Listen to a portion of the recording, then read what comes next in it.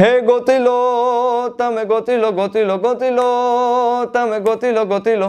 2014 से पहले की है, जब यहाँ पे मोदी साहब मुख्यमंत्री थे और मेरी उम्र थी शायद 18-19 साल। गाने का शौक़ था पहले से, तो बहुत सारे रियलिटी शोज़ में मैं पार्ट लेता था।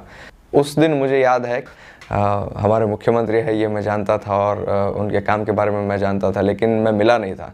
हमारा कार्यक्रम चल रहा था, मोदी जी आए और जिस तरह से वो आते हैं और लोग उनको तालियां होती है, मोदी मोदी होता है, वो सब हुआ। और हमारा शो जैसे ही ख़त्म हुआ तो मेरे पापा ने कहा कि तुझे मिलना है मोदी जी से। मैंने कहा हाँ बिल्कुल। तो मैं मेंटली ऐसा प्रिपेयर कर रहा था कि मुझे अपना परिचय देना होगा कि मैं कौन हूँ। लेकिन मैं जैसे ही स्टेज पे गया और मैं उनके पास आया तो उन्होंने मेरी तरफ देखा और हाथ आगे बढ़ा के कहा, શું છે બેટમ जी। तुरंत ही उन्होंने कहा कि તે तो भाई झंडो फहराई દીધો છે गुजरातનો, भणे છે કે नहीं ला। उनकी एक फ़नी स्टाइल में उन्होंने कहा कि पढ़ता है कि नहीं। उनका एक एम है, एक ध्येय है कि भारत को एक स्थान उन्हें दिलाना है।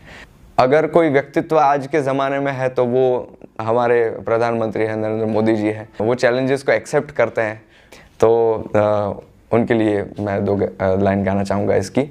किनारे तो खाली पड़े नानी नानी पगली ने नाना एवा सपनानी रेत वाળી ढगली ने तोफानो तराप मारे हले साओ हाफी जाए तोय जेनी हिम्मत अने हाम नहीं हाफे एवो खारवो खलासी एवो हाडनो प्रवासी एवो खारवो खलासी एवो हाडनो प्रवासी गोती लो गोती लो गोती लो गोती लो गोती लो।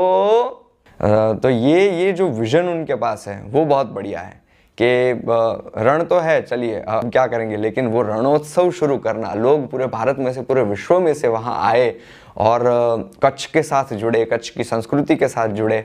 मोदी जी का ये जो थॉट है रण उत्सव का और रण को हाईलाइट करने का, ये उसके पीछे एक बहुत बड़ा जिसे कहते हैं ना फोर्स है।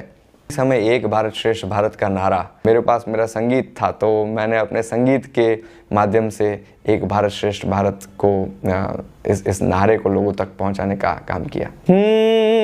आओ बनाए एक भारत, आओ बनाए श्रेष्ठ भारत, आओ बनाए एक भारत।